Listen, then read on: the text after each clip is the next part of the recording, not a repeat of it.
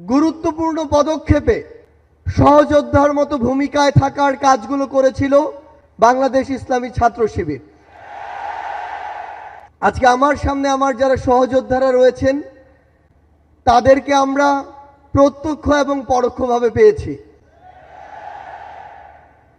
এই অভ্যুত্থানের রাজপথে থাকা, পরামর্শ দেওয়া,